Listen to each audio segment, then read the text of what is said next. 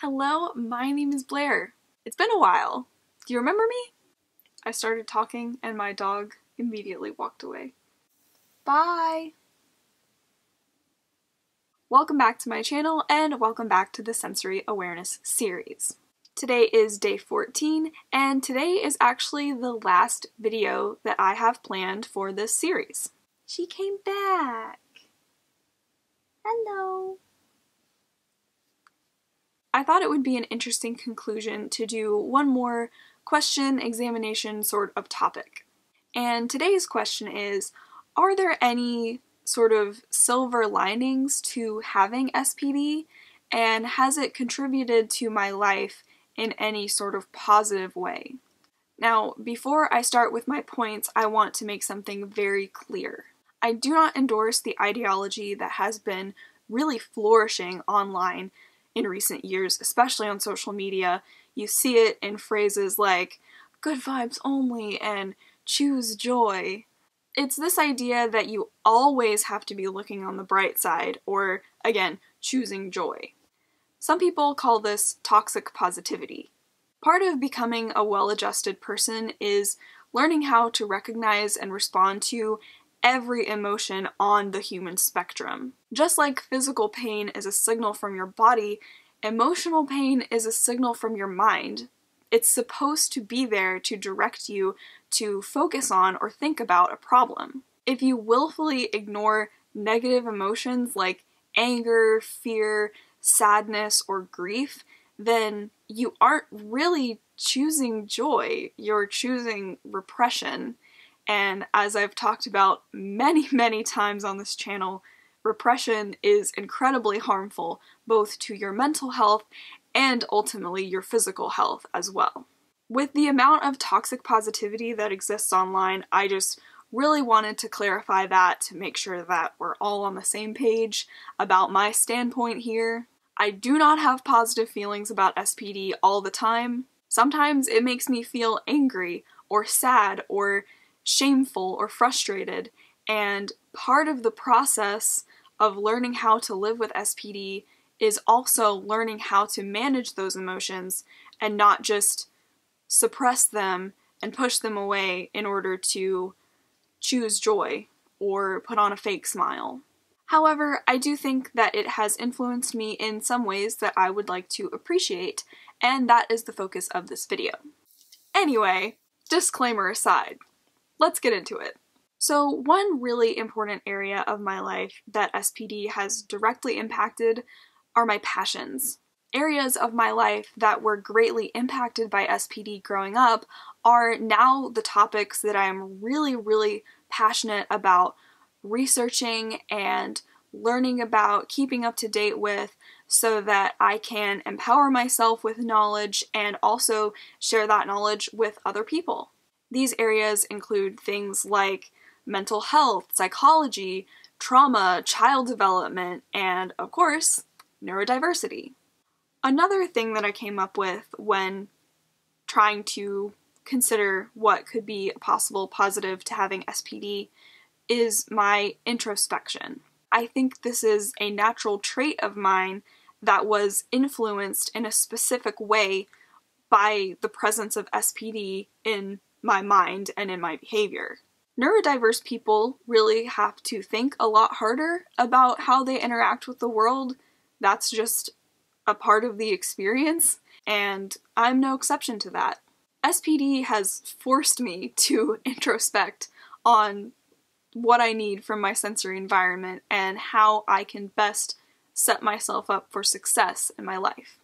Some people never consider this question because they don't know to, and so they end up just encountering the same barriers over and over again in their life because they're in an environment that is extremely ill-suited to meet their needs. Since starting the series, I have gotten so many kind and wonderful messages and comments from people in my personal life that my videos, watching my videos, has inspired them to start thinking about their own sensory needs.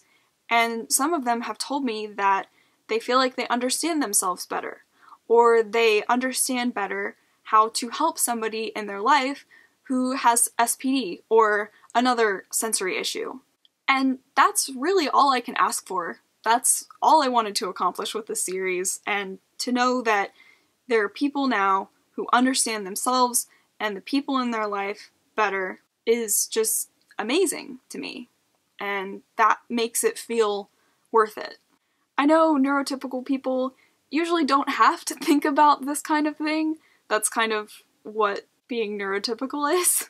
But I do think it's useful for everybody to consider at least one time over the course of their life, just as part of a healthy self-examination. And my last point is kind of cliche, but I did have to include it. It's what makes me me. It's really true though. Having SPD has profoundly impacted who I am, and it's provided me with a unique perspective that I can use and provide in whatever situation I'm in. For example, I work at a special needs school, and so obviously I come into contact with neurodiversity every single day in my line of work. And it's true that not all neurodiverse people are the same. We are not a monolith. Seriously, sometimes some of the kids have certain stims that are like just grating to me, and I'm like, I wish I could feel what you feel when you do that, because I do not understand that one. But on a deeper level, I understand why they need to do that. I understand and can personally connect to why they do the things that they do. And it gives me a lot of empathy for them, it gives me patience with them, and I think that's really valuable. There's really not a lot of neurodiverse representation in special ed, and part of that is because of the, sometimes conflicting access needs, but that's a whole other topic. Maybe I could do a video about that. I shouldn't get ahead of myself. Never mind. Again, this idea of giving back, being the person that I needed when I was younger, responding to people who are in my same situation with kindness and patience and love, it's very cathartic. It's very rewarding when I can do what was sometimes not done for me when I was growing up with SPD. And that, again, is one of the things that makes it feel worth it. So overall, again, kind of dispelling any connection to toxic positivity. I'm sorry, if you are not in an internet space where you see a lot of toxic positivity, you're probably thinking what are you even talking about? But I see it all the time. It irritates me to no end, bugs me so much, and so I just really, really want to emphasize negative emotions are not bad. Things like anger, fear, sadness, those are important to feel and process. No repression. This is a no repression space. Really need to get off my soapbox now. Okay. But I have spent this whole series so far discussing problems, and we've gone over some pretty heavy topics, so I thought that it would be kind of a nice note to end on, to try to look at things a little differently and maybe consider the ways that SPD has impacted my life that aren't completely terrible. And that is all I have to say about that topic. So you may have noticed that there's quite a gap between this episode and all the other episodes of the series, and I did want to address that just briefly before I end this video and let you know where I'm at with my second series. If you didn't know, I have ADHD, and one of the really salient symptoms of ADHD is executive dysfunction. This means I'm not super good at time management, or perceiving time, or being perceived. I'm very good at the initial upfront push of a project, but sometimes I'm a little lacking in the follow-through. So I have been developing the ADHD series, I have done some research already, and I'm really excited to share everything that I've learned. And I also have some other video ideas too. That's the thing about ADHD, I'm good at the ideas part, I'm just not good at the doing it part.